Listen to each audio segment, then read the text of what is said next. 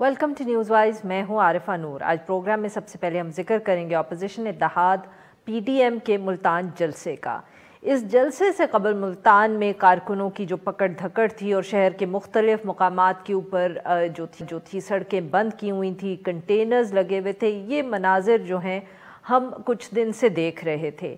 मगर आखिरी दिन पे आज के दिन ये फ़ैसला किया हुकूमत ने कि रोका नहीं जाएगा और अपोजिशन को अपना जलसा करने दिया जाएगा।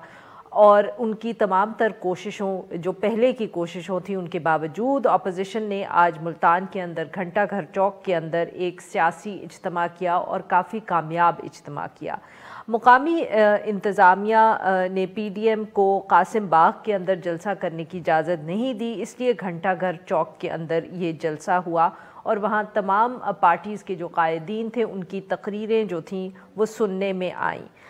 एक तरफ तो मरीम नवाज़ साहिबा ने अपने रिवायती पुरजोश अंदाज के अंदर तकरीर की और वज़ीर आज़म इमरान साहब के ऊपर खूब तनकीद की, तो दूसरी तरफ आसिफा भुट्टो ज़रदारी साहिबा भी आज इस जलसे के अंदर न सिर्फ उन्होंने शिरकत की मगर तकरीर भी की। बहुत मुतहर्रिक वो नज़र आई और फ़ैसला ये हुआ था कि वो इस जलसे में शिरकत इसलिए करेंगी क्योंकि बिलावल भुट्टो ज़रदारी साहब नहीं आ सकते थे, वो कोरोना की वजह से आइसोलेशन के अंदर है। कई तज्ज़ियाकारों ने कहा कि आज के इस जलसे में जो है वो आसिफा भुट्टो ज़रदारी साहिबा के लिए एक सियासी उनकी लॉन्च थी।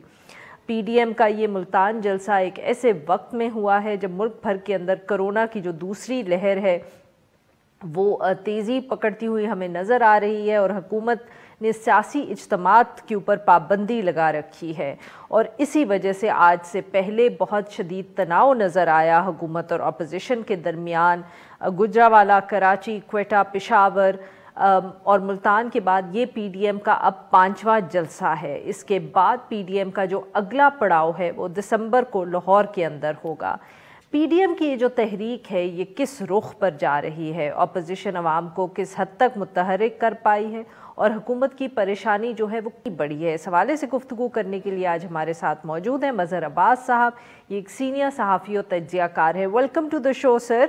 जी मज़हर साहब, कैसे देख रहे हैं आज का ये जो जलसा था, मरीम नवाज़ साहिबा की तकरीर और फिर ख़ास तौर पे जो आसिफा भुट्टो ज़रदारी साहब, बहुत लोगों ने आज दिलचस्पी से उनकी देखी, वहाँ वो पहुँची, उनकी तकरीर, उनका जो इंटरेक्शन था वर्कर्स के साथ, आपने किस तरह इस सब को देखा सर?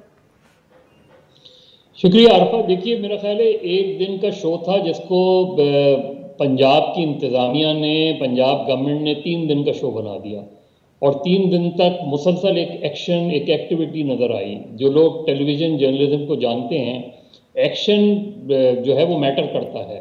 कहीं भी एक्शन होगा, एक्शन की जो विजुअल्स होंगी वो ख़बर बन जाएगी। आपने एक जलसा था, जलसा हो जाता, आपने बिल्कुल ठीक एक प्रिंसिपल पोजीशन ली कि जी पेंडेमिक है, कोविड है, कोरोना है, ख़तरनाक सिचुएशन है।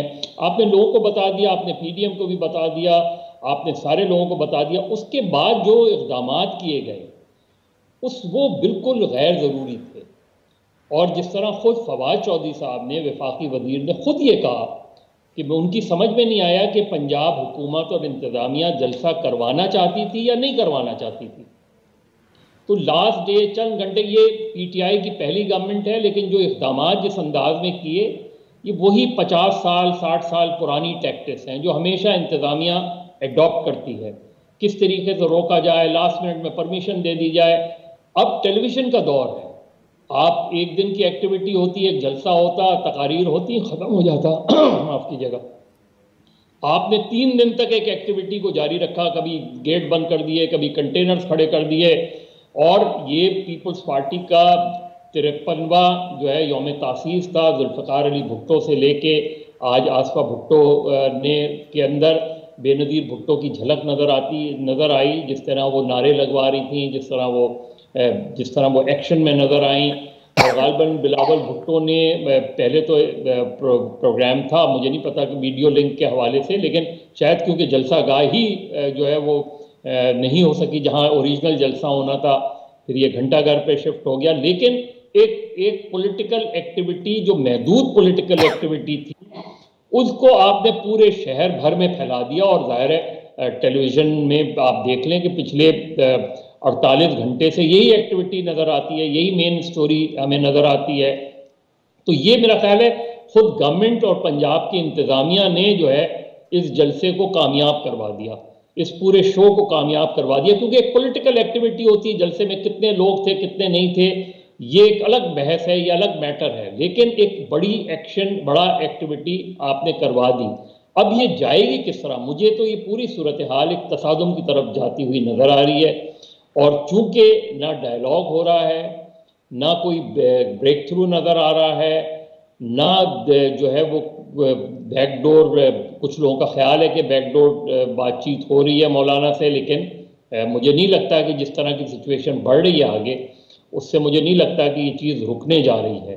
اور لاہور 13 دسمبر میں اگر یہی انہوں نے ایکشن ریپلے کیا پنجاب حکومت نے, پنجاب انتظامیہ نے, تو انتہائی احمقانہ ایکشن ہوگا.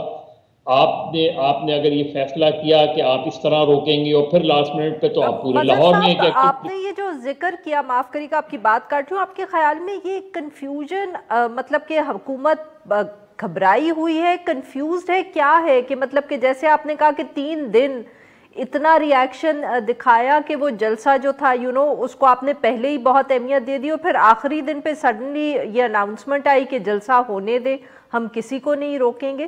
اس سے کیا مطلب کہ پیغام پہنچ رہا ہے کہ ایک کنفیوزڈ حکومت ہے, ایک پریشان حکومت ہے, کہ what is happening؟ دیکھیں مجھے لگتا ہے کہ کیونکہ بہت سارے ایڈوائزرز ہیں, تو بہت ساری ایڈوائزرز آتی ہیں, شاید انٹیلیجنس رپورٹس بھی جاتی ہیں کہ جلسہ کیسے ہوگا, اس کو کس طرح روکنا ہے, یہ ساری چیزیں ہوتی ہیں. تو at the end of the day جب انہوں نے یہ نظر آیا کہ ہر صورت میں جلسہ ہوگا, تو انہوں نے جلسے کی اجازت دے دی. لیکن اس سے پہلے جو کچھ کیا وہ بالکل غیر ضروری تھا, کیونکہ جو آپ اسد عمر صاحب ہوں یا عمران خان صاحب ہوں, انہوں نے یہ پوزیشن لی کہ جی نہیں کرنا چاہیے جلسہ. آپ موسٹ آف دی اینکرز نے یہ بات کی کہ نہیں, پی ڈی ایم کو ریویو کرنا چاہیے اپنے اس ایکشن کو. سب یہ کہہ رہے تھے کہ کرونا جو ہے اسپریڈ ہو رہا ہے, لیکن جس انداز میں انتظامیہ نے اپنا وہ کیا, اس سے مجھے لگتا ہے کہ یہ پنجاب کی حد تک ضرور پینک ہیں. یہ پنجاب کی حد تک انہیں ضرور یہ لگتا ہے کہ پنجاب میں پولیٹیکل ایکٹیویٹی کو کرٹیل کرنا چاہیے. اگر ہم مکمل طور پہ نہیں روک سکتے تو کم سے کم رکاوٹیں ضرور ڈالنی چاہیے. آپ کے خیال میں یہ ممکن ہو سکتا ہے کہ پنجاب حکومت زیادہ گھبرائی ہوئی ہو؟ دیکھیے پنجاب حکومت کیا ہے, یعنی عثمان بزدار کیا کوئی بھی اس طرح کا اقدام مرکز کی مرضی کے بغیر لے سکتے ہیں on his own? I don't think so, مجھے نہیں لگتا. لیکن یہ بالکل بھی اس سے کسی اور کو فائدہ نہیں, صرف پی ڈی ایم کو فائدہ ہوا. صرف ایک پولیٹیکل ایکٹیویٹیز, بڑی پولیٹیکل, آپ کو پیپلز پارٹی جو بالکل پنجاب میں ڈیڈ ہو گئی تھی, بالکل پنجاب میں کوئی لوگ اس کا ذکر تک نہیں کرتے تھے. 3 دن آپ نے پیپلز پارٹی کو جو ہے سینٹر اسٹیج دے دیا. آپ نے ان کا پرانا ڈی این اے ریوائیو ہو گیا, ان کے جس طریقے سے لوگ نکلے, جس طریقے سے پولیٹیکل ایکٹیویٹیز ہوئی. تو ملتان کی حد تک تو پیپلز پارٹی کو, اور پرٹیکولرلی اور جنرلی پنجاب میں پیپلز پارٹی کا جو ورکر ہے, ناراض ہے, ادھر ادھر ہو گیا ہے, اس کے اندر ایک نئی سوچ تو ڈیولپ ہوئی. تو میرا خیال ہے کہ یہ پی ٹی آئی کی جس نے بھی فیصلہ کیا, یہ بالکل ایک ٹپکل بیڈ ایڈمنسٹریٹو ڈیسیجن تھا جو کیا گیا, جس سے ایک سمپل مسکیلکولیشن تھی. جی ناظرین, یہاں پہ چھوٹا سا بریک, جب ہم بریک سے واپس آئیں گے تو ہم مظہر عباس صاحب سے گفتگو جاری رکھیں گے. اسٹے ود اس.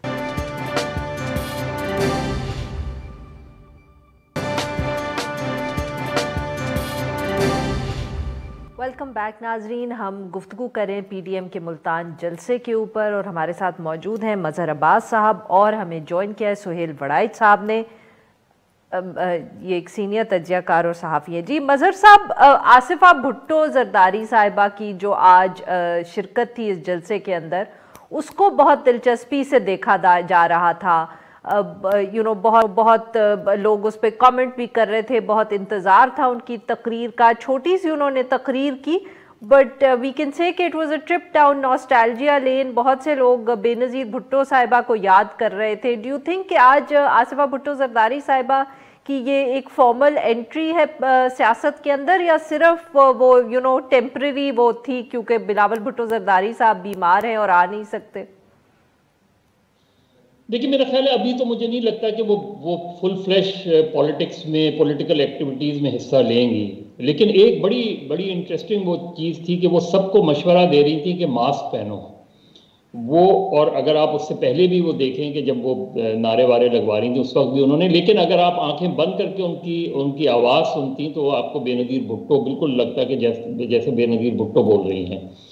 تو وہ ان کے اندر, اور وہ ان تینوں بچوں میں سب سے زیادہ پولیٹیکلی انرجیٹک نظر آتی ہیں.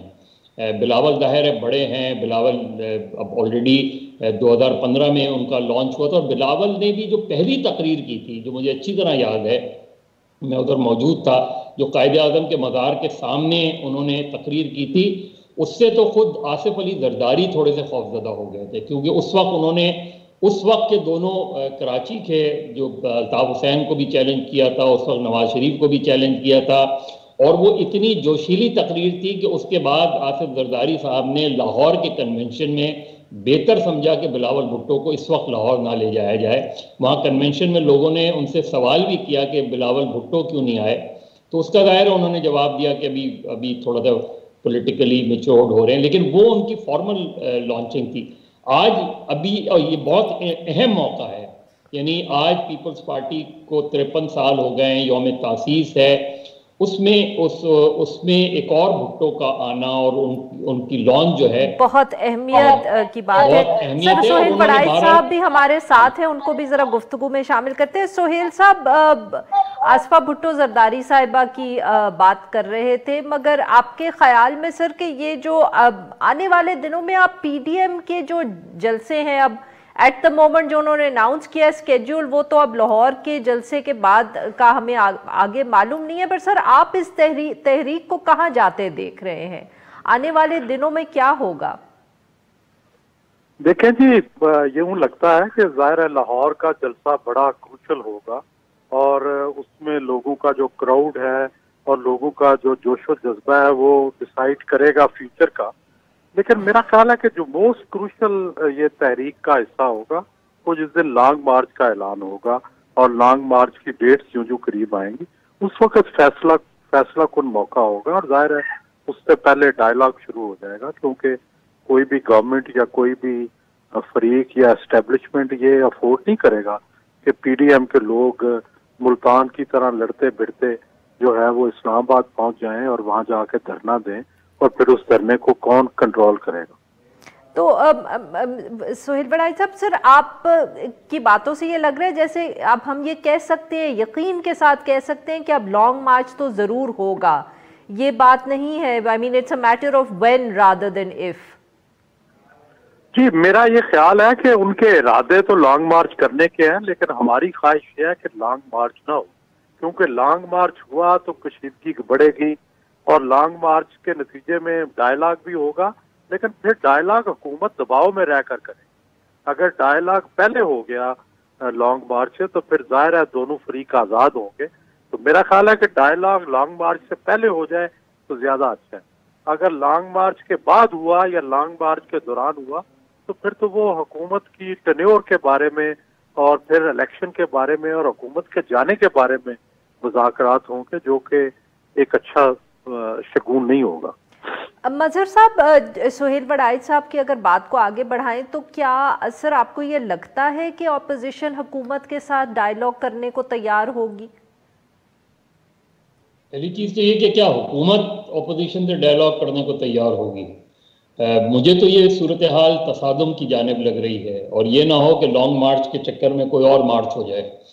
یہ جو کیونکہ یہ وہ دھرنا اس ٹائپ کا نہیں ہوگا جو 2014 میں ہم نے دھرنا دیکھا تھا. یہ کوئی بہت طویل دھرنا نہیں ہوگا, کئی دنوں کا دھرنا نہیں ہوگا یہ, اور اس میں وہ بالکل ایک وہ فیکٹر نہیں نظر آئے گا ہمیں جو ہم نے 2014 میں دیکھا, ماں سے باعث کیا کہ جب وہ پارلیمنٹ اور پی ٹی وی پر اٹیک وغیرہ ہوا.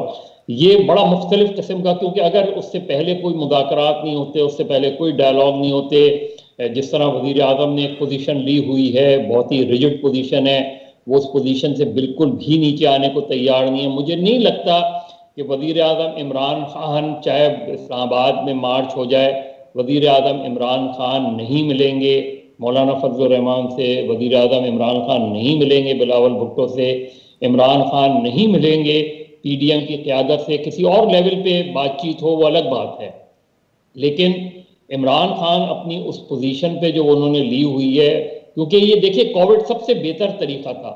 کووڈ کی سچویشن اتنی خوفناک تھی کہ اس دوران عمران خان ان تمام لیڈرز کو فون کر کے صرف کرونا کے مسئلے پہ ان کو انوائٹ کر لیتے اور ان سے ریکویسٹ کر لیتے کہ آپ پولیٹکس کرتے رہیں، ساری چیزیں کرتے رہے. اپوزیشن نہیں مانتی تو عمران خان کی ایک مورل پوزیشن ہوتی، لیکن اگر آپ کرونا پہ بھی اپوزیشن سے بات چیت کو تیار نہیں ہے، اور بات چیت جب بہت سے لوگ کہتے ہیں کہ جی انہوں نے انٹرویوز میں بات کی، بات چیت کے دروازے، بات چیت کے مذاکرات کے دروازے اس طرح نہیں کھولے جاتے کہ جی آپ کسی انٹرویو میں کہہ دیں، آپ پھر انوائٹ کریں، باضابطہ طور پہ انوائٹ کریں ان کو، آپ ایجنڈا سیٹ کریں، آپ کہیں کہ چیزوں پہ آپ بھیجیں ان کو ایجنڈا، پھر مذاکرات ہوں. پھر اگر اپوزیشن کی طرف سے انکار ہو یا وہ کوئی دوسری پوزیشن لیں تو پھر ظاہر ہے عمران خان اور پی ٹی آئی کی زیادہ مضبوط پوزیشن ہوگی.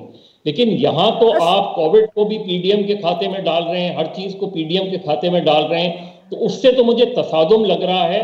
اور یہ اگر تصادم ہوا تو پھر یہ ظاہر ہے یہ اس سے غیر معمولی سچویشن ڈیولپ ہو سکتی ہے. سہیل صاحب، یہ جو بات کی ہے اب مظہر عباس صاحب نے، آپ کے خیال میں کہیں پاکستان تحریک انصاف کی حکومت کے اندر یہ بات چیت ہو رہی ہوگی؟ کیا کوئی بھی وزیر اعظم عمران خان صاحب کو یہ مشورہ دے رہا ہے کہ وہ اپوزیشن سے بیٹھ کے بات کریں، چاہے جیسے مظہر صاحب نے کہا کرونا پہ ہی کر لیں، اگر جیسے وہ کہتے ہیں کہ این آر او میں نہیں دوں گا تو کرونا کے حوالے سے بلا لیں؟ ڈو یو تھنک کہ یہ کوئی بحث ہو بھی رہی ہے حکومت کے اندر یا نہیں؟ میرا نہیں خیال کہ کوئی بھی خان صاحب کو یہ کہنے کی پوزیشن میں ہے کہ آپ ڈائلاگ کریں. میرا خیال ہے کہ جب ڈائلاگ ہوگا وہ لانگ مارچ کے موقع پہ ہوگا اور وہ تیسرا فریق کے ساتھ ہوگا. ظاہر ہے اس میں حکومت تو اس وقت اس پوزیشن میں نہیں ہوگی، اور تیسرا فریق اس لیے ڈائلاگ کرے گا کیونکہ لا اینڈ آرڈر کا کوشچن ان کو ڈیل کرنا ہے. اگر فرض کریں لوگ قافلے اسلام آباد کی طرف جاتے ہیں تو ظاہر ہے پھر حکومت تو غیر متعلق ہو جائے گی. پھر اس وقت اسلام آباد پولیس کی تو اتنی سکت نہیں ہے کہ وہ کسی لانگ مارچ کو روک سکے. وہ تو مولانا خادم رضوی کا لانگ مارچ نہیں روک سکے تھے، تو یہ جو 11 پارٹیوں کا لانگ مارچ ہوگا اس کو کیسے روکیں؟ اب سہیل صاحب جسٹ اگر آپ یہ بھی بتائیں کہ آپ کے خیال میں کیا اس وقت جو تیسرا فریق ہے وہ پی ڈی ایم سے بات چیت نہیں کر رہا ہے، کسی قسم کا بھی کوئی ڈائلاگ نہیں ہو رہا ہوگا؟ میرا نہیں خیال کہ کوئی بھی ڈائلاگ ہو رہا ہے، نہ کوئی ڈائلاگ کی فضا ہے. فضا سازگار بنانی پڑتی ہے، لوگوں کو جیلوں سے نکالنا پڑتا ہے، سی بی ایم کرنے پڑتے ہیں. جو round table conference Ayub Khan کی ہوئی اس نے جیلوں سے نکالا لوگوں کو، پھر وہ کانفرنس ہوئی تھی. اسی طرح قومی اتحاد کے جو مذاکرات ہوئے تھے جیلوں سے نکالا گیا سردار قیوم کو، مفتی محمود کو، پھر مذاکرات ہوئے تھے. تو یہ سی بی ایم پہلے کرنے پڑتے ہیں، ایسے نہیں ہوتا کہ ڈائلاگ خود ہی آ کے لوگ آ کے کہیں کہ جناب آئیں ڈائلاگ کریں. ڈائلاگ کے لیے کانفیڈنس بلڈنگ میجرز کی جاتی ہے. بہت بہت شکریہ ہمارے دو مہمانوں کا، انہوں نے ہم سے گفتگو. ناظرین یہاں پہ لیں گے ایک چھوٹا سا بریک، اور جب ہم بریک سے واپس آئیں گے تو ہم بات کریں گے کرونا وائرس کے حوالے سے اور کس طرح 5 بڑے شہروں کے اندر اس وقت سب سے زیادہ کیسز ہیں. Stay with us.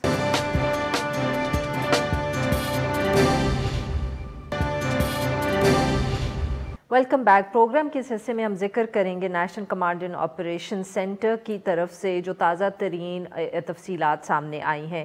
N C او سی کے جو نمبرز جو انہوں نے پبلک کیے ہیں ان کے مطابق پاکستان کے جو 5 بڑے شہر ہیں لاہور، راولپنڈی، اسلام آباد، پشاور اور کراچی، اس وقت کرونا کے 70% کیسز جو ہیں وہ ان 5 شہروں کے اندر ہیں. گزشتہ ایک ہفتے کے دوران کرونا سے جو ڈیلی ڈیتھس ہیں وہ 46 کا ایوریج رہا ہے، جبکہ 3000 کے قریب روزانہ جو کیسز ہیں یا پازیٹیو کیسز ہیں وہ سامنے رپورٹ ہو رہے ہیں. اس کے ساتھ ساتھ این سی او سی کے اجلاس کے اندر ملک بھر کے اندر آکسیجن بیڈز، وینٹیلیٹرز کے ساتھ ساتھ جو دیگر سہولیات ہیں ان کی فراہمی کا بھی جائزہ لیا جاتا ہے۔ میڈیا رپورٹس کے مطابق NCOC نے کرونا ویکسین کے حصول کے لیے بھی جو اپنی سفارشات ہیں وہ تیار کر دی ہیں اور ان کو باضابطہ طور پر کل ہونے والی کابینہ اجلاس میں پیش کیا جائے گا۔ توقع یہ کی جا رہی ہے کہ دسمبر 2020 کے دوران جو 2 کرونا ویکسینز ہیں وہ اتھارٹیز کے ساتھ رجسٹر ہو جائیں گی اور امریکہ اور برطانیہ میں ان کا استعمال شروع ہو جائے گا۔ پاکستان کے اندر بھی اس وقت جو چینی ویکسینز ہیں ان کا حتمی ٹرائل یا 3rd فیز ٹرائل جو ہے وہ جاری ہے۔ اس سارے ایشو کے اوپر گفتگو کرنے کے لیے ہمارے موجود ہیں ڈاکٹر نسیم صلاح الدین صاحبہ، یہ head infectious disease department Indus hospital Karachi. Welcome to the show doctor صاحبہ۔ جی ڈاکٹر صاحبہ، ذکر کیا ہے NCOC نے کہ 5 جو بڑے شہر ہیں ان کے اندر 70% کیسز ہیں، تو ڈاکٹر صاحبہ یہ بتائیے گا کہ کیا یہ صرف اس لیے کیونکہ ٹیسٹنگ بہت زیادہ ہو رہی ہے بڑے شہروں میں تو آبویسلی وہاں کیسز زیادہ ہوں گے، یا ہم یہ بھی کہہ سکتے ہیں کانفیڈنس کے ساتھ کہ کیسز بھی بڑے شہروں میں ہی زیادہ ہوں گے، ٹیسٹنگ اگر یہاں زیادہ ہو یا کم ہو اس سے فرق نہیں پڑتا اتنا؟ نہیں، میرا تو خیال ہے کہ یہ بڑے شہروں میں جلسے جلوس زیادہ سے زیادہ نکلے ہیں، چاہے وہ مذہبی ہوں یا سیاستی، اور اس کے علاوہ ابھی پچھلے دنوں میں لاہور کے اندر جس جنازے میں لاکھوں لوگ نکل آئے، تو یہ سب بڑے شہروں میں ہی تو ہوا نا، تو وہاں سے یہ بیماری ہوتی ہے اور پھیلتے پھیلتے اور جگہوں پہ پھر پہنچ جاتی ہے، تو اس میں کوئی ایسی حیرت کی بات تو نہیں ہے۔ اس کے علاوہ پچھلے چند مہینوں میں لوگوں نے احتیاط تو بالکل ہی چھوڑ دی، ماسک پہنا چھوڑ دیا، اور جیسے کہ معمول کی طرح لوگ گھومتے پھرتے اور کوئی احتیاط کسی نے نہیں کی، تو یہ تو لگ رہا تھا کہ یہ بیماری مزید پھیلنے والی ہے، اس میں کوئی ایسی حیرت کی بات تو نہیں لگ رہی مجھے۔ اور ہر وقت ہم ڈاکٹرز کے پلیٹ فارم پہ یہ وارننگ دیے جا رہے تھے کہ پلیز ریلیکس نہ کریں اس بیماری کے لیے، کیونکہ پھیلنے والی تو ہے، اور یہ ساری جو وجوہات جو میں بتا رہی ہوں یہ مل ملا کے اس کی وجہ سے بیماری پھیل گئی ہے، اور ہم ابھی 2nd ویو کے اندر پہنچ گئے ہیں، اور لگ رہا ہے کہ یہ رکنے والی نہیں ہے جب تک ہم اپنی بیہیویئر کو بہتر نہ کریں۔ ڈاکٹر صاحبہ، موسم کا کوئی تعلق ہے یہ جو 2nd یا دوسری لہر کی ہم بات کر رہے ہیں اس سے؟ نہیں، یہ دیکھیں بیماری تو ابھی 1 سال تو نہیں ہوا، لیکن جیسے پہلے ہم سوچے تھے کہ گرمیوں میں شاید یہ بیماری کم ہو جائے، لیکن سردیوں میں بھی ویسے کی ویسی ہو رہی ہے۔ ٹھیک ہے، مانا 2nd ویو ہے، لیکن سردی کے مہینے میں یہ نہیں کہ اتنی زیادہ ٹھنڈ ہو گئی ہے، اصل میں ٹھنڈ موسم میں خشکی بھی زیادہ پیدا ہو جاتی ہے، اور خشکی کی وجہ سے ساری وائرسز کی بیماریاں جو ناک کے ذریعے جاتی ہیں وہ زیادہ نمایاں ہو جاتی ہیں، کیونکہ وائرس خشک موسم اور خشک میوکوسا جو لائننگ ہوتی ہے اس میں جلدی لگ جاتی ہے۔ مثال کے طور پہ انفلوئنزا ہے، میزلز ہے، چکن پاکس ہے، یہ سب آپ ٹھنڈے موسم میں زیادہ پائیں گے۔ اور اس کے علاوہ پھر ٹھنڈ جب ہو بھی جاتی ہے تو لوگ کمرے کے اندر بیٹھے ہوتے ہیں، کھڑکیاں دروازے بند ہوتے ہیں، وینٹیلیشن کم ہوتی ہے، اور ایک سے دوسرے کو یہ ٹرانسمیشن زیادہ ہو جاتی ہے۔ ڈاکٹر صاحبہ، اس وقت کراچی کے اندر جو ہسپتال ہیں جو کرونا وائرس کے پیشنٹس آ رہے ہیں، اب مطلب کہ what are the trends there, کتنی حد تک ہم کہہ سکتے ہیں کہ وارڈز جو ہے بڑھ گئے ہیں، بھر گئے ہیں، اور جو پیشنٹس ہیں ان کی تعداد میں اضافہ ہو رہا ہے؟ کیا ہم اس صورتحال کے قریب ہیں جو جون میں ہم نے دیکھی تھی کہ جس ڈاکٹر سے بھی بات کریں تو ان کا کوئی وہ اس طرح کے قصے سنا سکتے تھے کہ ان کو کتنے ٹیلی فون کالز آئے کیونکہ جو لوگ تھے وہ اپنے رشتہ داروں کے لیے بیڈز یا وارڈز ڈھونڈ رہے تھے؟ Are we at that point yet؟ جی بالکل اسی پوائنٹ پہ پہنچ گئے۔ میں آج کی بات آپ کو بتاؤں کہ کسی ایک رشتہ دار کافی سیریس حالت ہو گئی، اور میں نے انڈس ہاسپٹل میں جہاں پہ میں ہوتی ہوں وہاں پہ ایمرجنسی روم سب بھرے ہوئے تھے، کووڈ یونٹ بھی بالکل بھرا ہوا تھا، تو ان کو ڈائیورژن پہ بھیج دیا۔ انفیکشس ڈیزیز ہاسپٹل سندھ کا جو اوجھا کے ساتھ ہے اس میں بھی ڈائیورژن ہو گیا۔ پھر 2-3 جگہ جب فون کیا تو پھر بتایا کہ ان کو ایمبولینس کے ذریعے سروسز ہاسپٹل یا سول ہاسپٹل کراچی میں وہاں پہ شاید جگہ ہو تو ادھر بھیجا جائے. اور یہ روزانہ ہر ایک کا یہی ایکسپیرینس ہو رہا ہے.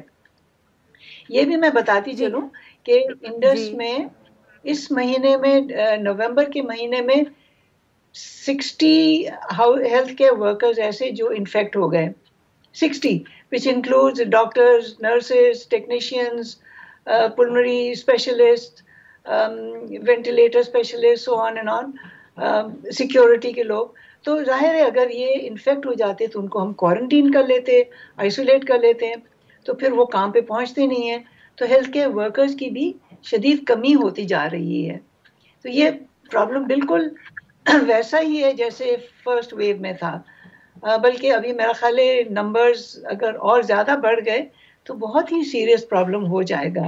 Doctor Naseem, running out of time, very quickly, کیا آپ کا تجربہ کیا ہے کہ زیادہ تر کیسز کراچی کے ہی آتے ہیں یا آپ کو یہ بھی لگ رہا ہے کہ ارد گرد کے علاقوں سے بھی پیشنٹس آ رہے ہیں آپ کی طرف؟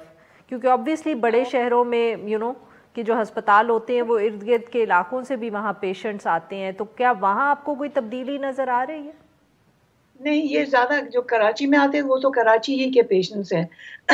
ونس ان وائل کبھی کبھار حیدرآباد سے کہیں دور اور جگہ سے فون کال آتا ہے کہ اگر جگہ ہے تو ہم یہاں پر ٹرانسفر کرنا چاہتے ہیں, لیکن بیشتر پیشنٹس یہیں کے ہیں, کراچی ہی کے ہیں. صحیح, بہت بہت شکریہ ڈاکٹر صاحب, آپ سے بات کی. ناظرین, یہاں پہ لیں گے ایک چھوٹا سا بریک, جب ہم بریک سے واپس آئیں گے تو ہم بات کریں گے جو ہاتھی تھا جس کو فائنلی آج جو وہ کیمبوڈیا پہنچ گیا ہے اسلام آباد سے. اسٹے ود اس.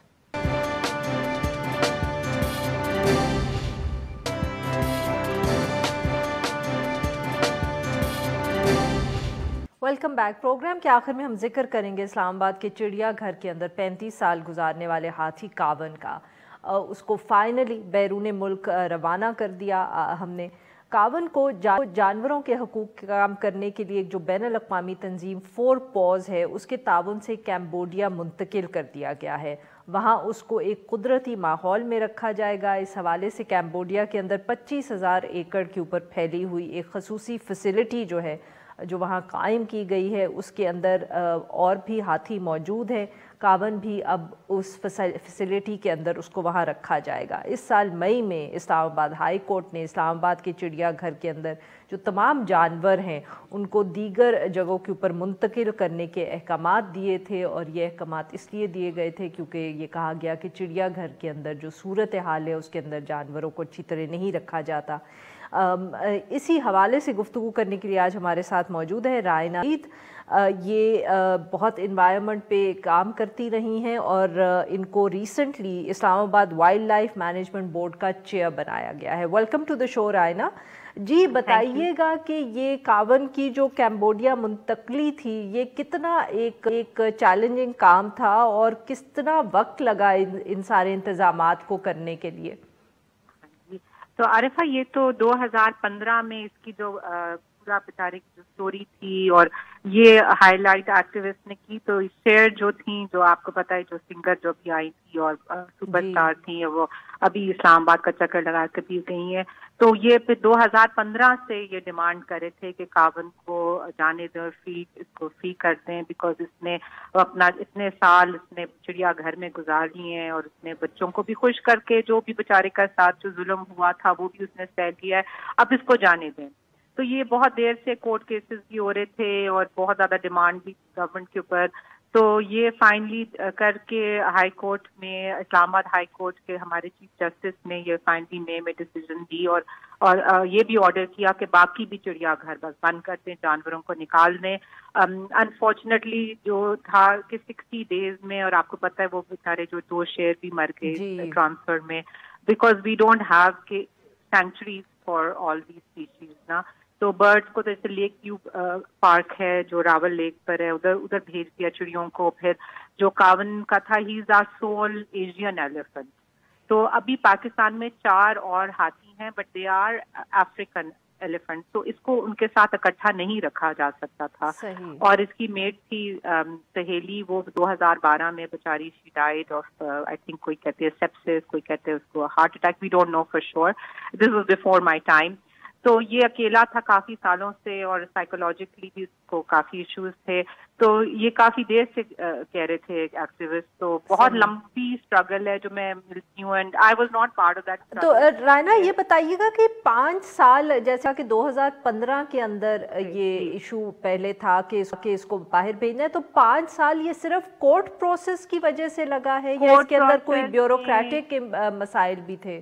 جی نہیں, سینٹ تک بھی کیا ہے, سینیٹرز نے بھی کافی اس کو سپورٹ دی کہ اس کو جانے دے, بٹ کوئی نہ کوئی بیوروکریٹک ہرڈل کہیں نہ کہیں پھنس جاتی تھی بات, اور پھر it was delayed and I must سے کہ یہ جو اب کرنٹ گورنمنٹ آئی ہے انہوں نے, اور یہ ایگو کا ایشو بھی بن گیا تھا کہ یہ ہمارا ہاتھی ہے اور ہم کیوں اس کو جانے دیں, اور اس کو but he is not ours as such that he came from Sri Lanka. He was a gift. جب 1 سال کا تھا وہ چھوٹا تو اس کو ادھر بھیجا گیا, تو as such he is not indigenous, he is not Pakistani elephant. تو وہ بھی, اور پھر آئی تھنک بڑا اچھا اس گورنمنٹ نے فیصلہ کیا فائنلی کہ نہیں اس کو جانا چاہیے, کوئی ایگو کا ایشو نہیں ہے, یہ کوئی آنر کی بات نہیں ہے, ٹھیک ہے, we should do the best for the elephant. اور یہ اب سینکچری پہنچ گیا ہے ماشاء اللہ, ابھی خبر آئی ہے ہی دیئر, ہی سیفلی اس کو ریلیز کر دیا گیا ہے, اور وہاں اس کے لیے 3 اور ایلیفنٹ ویٹ کر رہی ہیں, وہ فیمیل ایلیفنٹس ہیں and they are also Asian elephants. تو یہ اب اپنی لاسٹ اپنے جو سال رہ گئے ہیں. تو رائنا کچھ ہمیں اس پروسیس کے بارے میں بتائیے گا کہ ایک ایلیفنٹ کو جب ٹرانسفر کرنا ہوتا ہے, آبویسلی پاکستان سے کیمبوڈیا لے کے جانا ہوائی سفر بھی ہے, تو کس طرح یہ سارا ارینج کیا جاتا ہے, کہ اتنا آسان تو نہیں ہوتا کہ آپ نے ہاتھی کو جہاز پہ چڑھا دیا, تو کس طرح ہوتا ہے یہ سب؟ It was not easy at all and we don't have the capacity, we don't have the right technical know-how. یہ آئے تھے 4 paws والے جو شیئر کے foundation, she has a foundation call Free the Wild, تو انہوں نے ان کو, she has been supporting them financially, اور یہ اگست سے آئے ہوئے ہیں and I must say brave in the middle of the pandemic. یہ آئے ہیں اسلام آباد اور یہ رہے ہیں 3 مہینے. یہ انہوں نے کاون کا, he was a bit overweight, اس کا انہوں نے ویٹ لوز کروایا because they were feeding him, یہ جو شوگر کین ہوتی ہے نا وچ از ویری فیٹنگ, تو اس کو پھر انہوں نے سبزیاں اور پھل اور اس کی ویٹ لوز کروائی, اس کو ٹریننگ دیا کہ they got him used to a small container because سفر تو کنٹینر میں ہی تھا نا ہاتھی کا پورا. تو اس کو انہوں نے بہت اچھی طرح کیئر کیا, اور بلکہ ڈاکٹر عامر کے ساتھ اس کا بانڈ بھی ہو گیا. آپ نے شاید دیکھا ہوگا کہ وہ گانے گاتے تھے بیٹھے ہوئے, تو اب کاون کو گانے پسند آ گئے ان کے, تو وہ بھی شہر جب آئی تھی انہوں نے پھر گانا گایا کاون کے لیے, تو اس کو میوزک بھی پسند آ گیا, اور کافی حد تک انہوں نے اس کو بہت زیادہ اس کا خیال رکھا اور اس کو پریپیئر کیا. دیٹ واز the 4 paws کے ٹیکنیکل اسٹاف. اور جو ابھی آئے تھے ڈاکٹر فرینک آئے تھے, ہی از این ایلیفنٹ ایکسپرٹ, تو انہوں نے دنیا کے بہترین ایکسپرٹس کو بلایا اور اس کو اور پھر بھی بہت مشکل کام تھا جب لوڈنگ ہوئی وہ رسیوں کے ساتھ. they had to try and get him, اس کو tranquilize, sort of not tranquilize but like a happy drug دیا, اور it was a very very بہت بہت شکریہ رائنا, آپ نے ہم کی ناظرین آج کے لیے بس اتنا ہی. we'll be back tomorrow at the same time.